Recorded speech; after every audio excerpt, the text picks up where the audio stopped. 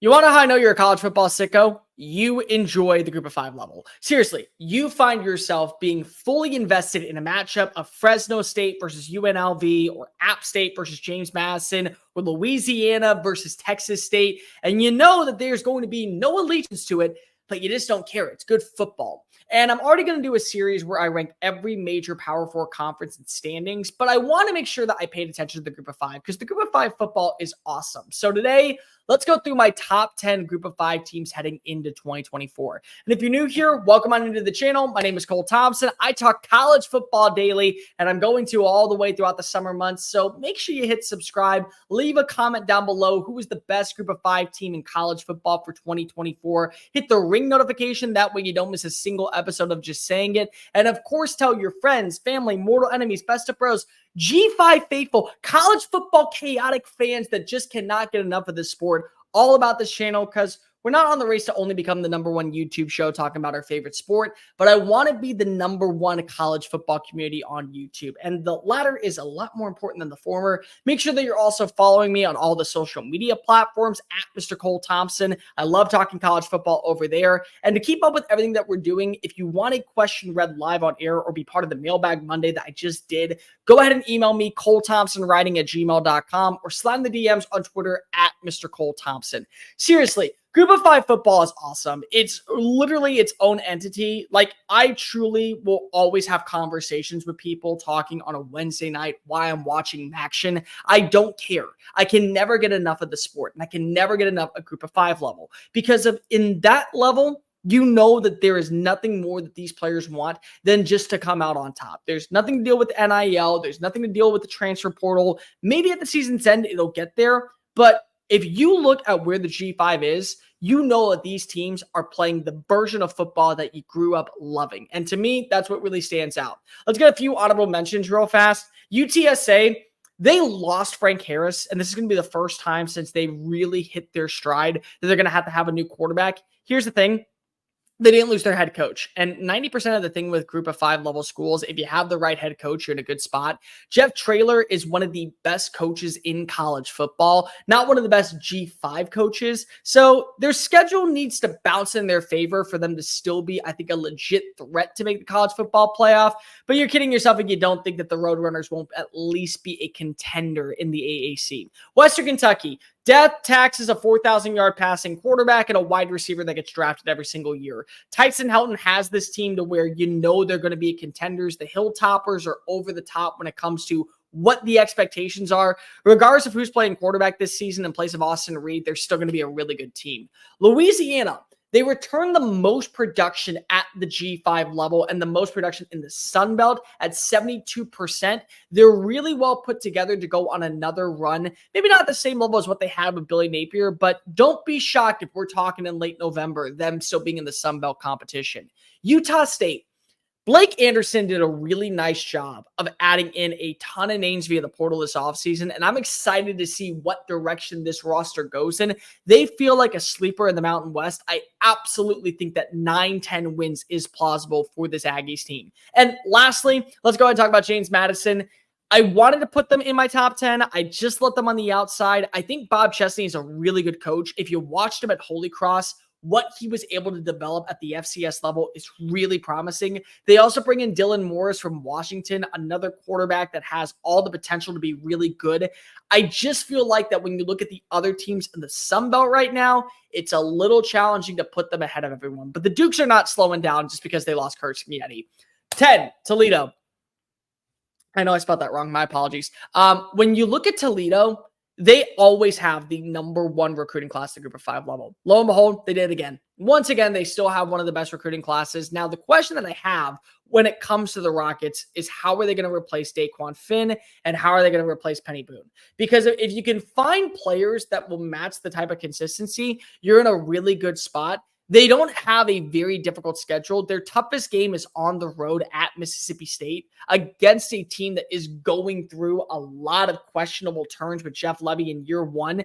The Miami of Ohio matchup, you're playing that one at home. You got a game on the road you got a game at home against Ohio too. And even though I do think Ohio is going to take a little bit of a step back, I just feel like when you look at the Rockets, they can still be a team that goes 11-1, finds themselves hosting another championship game in the MAC and once again still being in that conversation to make it to the college football playoff. Because if they have the right coach, again, group of 5 level, you got the right coach, Jason Candle, guy who's been overpassed year in and year out for Power 4 jobs. It's very challenging to say that they won't at least be in the conversation. Miami of Ohio, number 9. This was the MAC winner last year. They returned Brett Gabbert. He's got incredible hair. He's also got incredible deep ball. He's really consistent when it comes to making plays across the middle of the field. Yeah, they lose Rashad Amos, the running back. That was a big factor of their offense, but they return over 68% of their production this year. They're really well equipped on defense to still be a consistent team. I like the way that this roster has been constructed. They feel like a team where you don't see a lot of MAC rosters have the same type of persona. They can still carry that same weight. Good defense, good offensive consistency. They're put together to where you look at the run that they could go on. Schedule doesn't really have a lot of trick up games. I will say it's a little bit more tricky than probably Toledo. You got Northwestern, you got Cincinnati, you got Notre Dame to start off the year, but you close out the season all at home against Kent State, Central Michigan, Northern Illinois, and then you travel to Bowling Green. I think that the RedHawks still are one of the best teams in the MAC. I won't say that they're the favorites, but they are a team that I think well put right now is a little bit more consistent than what you have in Toledo. However, their schedule is going to play a major role. UNLV, number 8, Barry Odom. This was a coach that I thought last year was going to get a lot more attention when it came to group of Power 5 jobs. I did, because of what he did at UNLV. This is Las Vegas we're talking about, people. This is not a random school. This is not Nevada. This is not Colorado State. This is UNLV. They have not had winning consistency ever in the history of their program. And what did the Rebels do last year? Well, they went off, and that's because of who they had as their offensive coordinator, Brennan Marion. That's because they had great consistency on defense, and that's because Odom stabilized the roster. They did a good job building off of last season. And yes, they lose their quarterback to USC, but they bring in Matt Sloka, who was the Holy Cross quarterback last year, one of the best FCS passers the last 2 seasons. They also bring over Brennan Thompson, the wide receiver from Texas. So they have an offense that I think can be really consistent this year. Their schedule doesn't have a lot of trick ups. They feel like a team that is going to still be in the hunt for the Mountain West Championship. And I don't think that they're going to be the favorites in the Mountain West, especially when you have Boise State and especially when you have these other teams. But they are a consistent roster, and they feel like a roster that is about ready to take that next step. 10 wins is on the table, 11 wins is on the table. I will not be shocked to see UNLV at least once this season find their way into the top 25. When you talk about App State, number 7, this has been a few years in the making. I'll say right now, Joey Aguilar is going to be one of the best group of 5 quarterbacks in the country this year. He threw for over 3,500 yards last season. They returned 2 of their 3-star wide receivers. They also have a really good run game. I think that's going to bode well in their favor. You talk about what Boone, North Carolina is. Their atmosphere on game days is second to none. I mean, you've seen the photos on Google Images. Go there in person and watch a game. I promise you, you are never going to have a better atmospheric college football in the fall than what you have in Boone, North Carolina. And I think that the home atmosphere plays a lot in their favor. App State is one of those teams where you've heard about them. You know that they can be a good program. The Mountaineers have some tough matchups. They play Clemson. They play Liberty. They also have to play Louisiana and James Madison. But 2 of those games are at home. The other thing that's really important, they also have still a very stable offensive line. I like this team as a whole. I think that they're going to be at least a threat in the belt. I mean, in the Sun Belt. Maybe not the favorites, but certainly I still think a team that can be consistent. 6, South Florida. When it comes to South Florida, this is a team that you're going to rely heavily on its offense. You talk about Tennessee, and Tennessee, we know what Josh Heupel can do. And now he's going to be taking a new step forward when it comes to bringing in Nico Iamaleava. Well, imagine Nico Iamaleava that's Byron Brown. He's got a great deep ball. He's great mobilely. He has fantastic legs. Not only that, he also has both of his starting wide receivers returning. Seth Atkins is back. He also has a good running back room. They did a good job working the transfer portal in their favor. The question that I really have for this team, how good is the Bulls defense going to be? Because if I do think that when you look offensively, they are going to be a player in the American. They absolutely are. But The schedule is very unkind. Alabama week 2, Miami week 4. They also have to travel to Tulane. Then they close out the year with games against Charlotte, Tulsa, Rice. I don't think that any of them are going to be losses. But at the same time, going 10-2, you're going to have to win basically out in the American. I just feel like it's a little bit of a hard stretch. However, that does not mean that what Alex Golesh is building right now down in Tampa is not working. I do like this Bulls roster a lot more than most people. And I do think that there is a conversation to be had. If Byron Brown lives up to expectations, if this defense underneath Todd Orlando can turn the corner, they may end up being that roster that finds their way to getting an upset win. Maybe it is against Miami. Maybe it's against Memphis. Maybe it's against Tulane on the road. Potentially, that's enough to get you over the hump. And if they were able to beat Alabama, it's going to be the best win in college football for the year for any group of 5 school. Liberty, number 5. Liberty returns Kaden Salter, which is a huge win in my opinion for what they're going to have. The other thing that's a really big win for this team is the fact that they do have a great running back room, and they also kept Jamie Chadwell. Chadwell, I didn't think was going to go anywhere this offseason. Yeah, there were some rumors that maybe he would have taken a job if something opened up that he really wanted, but it wasn't any of the major jobs. They also have the resources, kind of like Toledo, to be able to pay whatever they want for who they have in talent. They worked the transfer portal. They brought in some good names, not a lot of crazy talent. But again, this is Conference USA's top roster. Defensively, they're still going to be a really good team. The 2 matchups that I'm most intrigued to see at Appalachian State at the end of September, and then you play Western Kentucky at home November 23rd. I feel like the Western Kentucky game is going to be one that we have to monitor simply because of what this passing attack is for the Hilltoppers. But Salter is a stud. He's one of the best quarterbacks in the group of 5 level. He's one of the best quarterbacks in college football. Don't be shocked to see this team once again find their way to an undefeated regular season finish and be in the hunt for a college football playoff spot. 4, Texas State.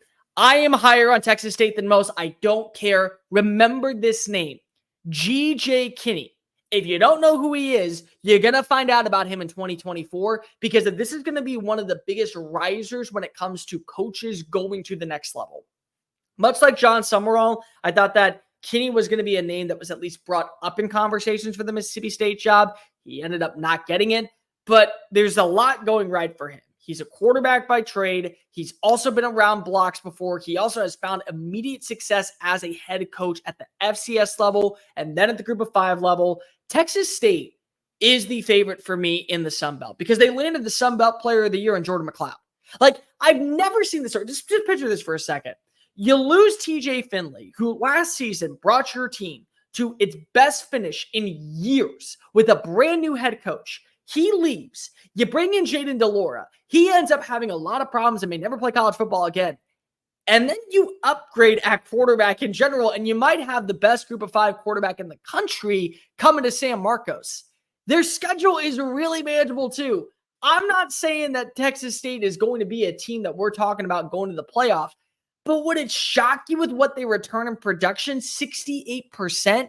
Would it shock you with this offensive balance of what they have down for the Bobcats? No, it shouldn't.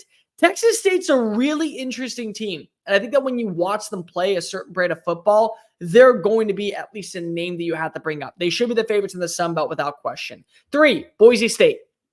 So for me with Boise State, the thing that really stands out, you keep Spencer Danielson. He led the program last year to the Mountain West title after firing Andy Avalos. They also upgraded at quarterback, in my opinion, with bringing in Malachi Nelson. He was the former number 1 overall quarterback recruit at USC. Now he goes to Boise. Maybe NIL had something to do with it. Maybe he just wanted to go to a smaller school to be able to better his stat line and start right away instead of going into a competition. You also bring over Chris Marshall. Now, Marshall's a guy that you have to trust is going to be able to stay on the field and not have any off-the-field concerns. But everything that we're hearing out of Boise right now, he feels like a really good fit for this team. He's not really getting in a lot of trouble. So this could be a really big difference maker in terms of what you lost at wide receiver in terms of production replacement. You also bring back Amon Hussein, who was your leading sack leader last year. Jake Ripp balled out in the spring. He's a really good linebacker. Gabe Hunter, another defensive end. He was limited in games last year. He's fully healthy, had a really good matchup in the spring game.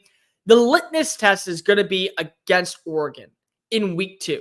If you can hold your own in that matchup, I think that that's going to show that you are the favorite in the Mountain West. You are clearly a cut above everybody else. And now we're talking about this roster potentially being the one that ends up going to the college football playoff. Somebody's got to go in year one. I do think Boise State should be a favorite. 2, Tulane. Number 1, they have the most underrated coach in college football, John Summerall. John Summerall, in 5 years from now, will be talked about in such a prominent light at a major institution. Or he's going to be running the group of 5 in every single year. It's just, Tulane. They're always a college football playoff team. And it's because of the staff that he's built. Not only did they bring over basically the entire defense of Troy, which last year was a top 20 unit, they also get Ty Thompson, the quarterback from Oregon, former 5-star. They also get Mario Williams, really good wide receiver, played at Oklahoma, then goes to USC, good in the slot. They also get Shaz Preston from Alabama. So this is a roster that's returning 54% of its production. The production that was lost that went with Willie Fritz to Houston, who, by the way, was at the point the number 1 group of 5 coach in college football. The production lost is basically the production brought in by this roster from Troy. You have a good coaching staff, and you're going to have a shot to get 2 of the most impressive wins in college football, which is why I have Tulane over Boise State and Texas State, because if, let's just say, you march in and you beat Oklahoma, who's going to have a better win? Who's going to have a better win in college football than you? Maybe Memphis. And I can already tell you, congratulations, you know who number 1 is. Maybe you beat Kansas State. You beat Kansas State, pretty prominent win because they're a favorite in the Big 12. There is a reason to believe that Tulane is not going to miss a beat, and maybe for the long haul, depending on what John Summerall wants, because now he's in New Orleans. Now we can kind of pick and choose where he wants to go at the group of 5 level. At the Power 5 level. He doesn't have to just immediately take the first job that comes available. Tulane's a really sustainable program. And I do think that when you look at what this team could be, you think about the future of the Green Wave, maybe they're just at that level of where like Alabama was for years where they just dominated the SEC. Maybe that's what happens in the American Athletic Conference. But number 1 for me, Memphis. This changed recently. Tulane was number 1 going into spring football. I actually had them in my college football playoff simply because of my love for John Summerall. But you look at Memphis, what they bring in is absolutely baffling. Adding in Elijah Herring at linebacker was such a good move. They have arguably the best quarterback at the group of 5 level, one of the best quarterbacks in college football in Seth Hennigan. Guy has been balling out since his freshman year, and now he's going into his 3rd season as a starter. He's thrown for over 3,000 yards every single season. They also landed Jair Shorter from Auburn. That was a really good playmaker at UNT. He just never found his stride when he was on the Plains. Taj Ra'el was a great defensive back for Old Dominion. Chandler Martin is back in the building. Rock Taylor is back in the building. Demir Blanksham is back in the Blanksham is back in the building. 70% of their roster is also back. That is the 5th most among group of 5 schools. 70%. And their schedule is again manageable. They're going to have a tough game against Florida State. I think everyone can say that. They're going to have a tough game in week 3. But North Alabama, Troy, you have to go to South Florida. That's going to be a little bit of a trick up. North Texas, Charlotte, UAB, Rice, all at home. Middle Tennessee State, all at home. Week 13, Tulane.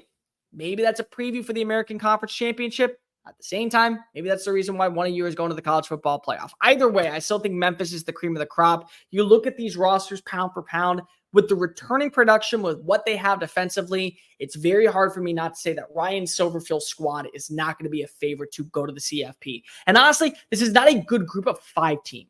This is a good team in college football. Make sure that you know the difference between these two. There are some teams that are just really good for the level of play that they have. There are other teams that are just good for college football. Memphis, good college football team. But let me know in the comment section down below, what do you think of my top 10 of the group of 5 level? Is there a squad that I was missing? Is there one that I should be a lot higher on, one that I'm a lot lower on than most? Leave a comment. Make sure that you like the video, hit subscribe. Tell every group of 5 chaotic fan about this channel because I love talking college football on the regular. And I'm going to continue to talk college football every single day leading up to week 1. Make sure that also you following me on all the social media platforms at Mr. Cole Thompson. Download, subscribe, and make sure that you continue to follow me. And if you want a question read live on air, email me at colethompsonwriting@gmail.com. I am Cole Thompson. Until next time, folks. Later.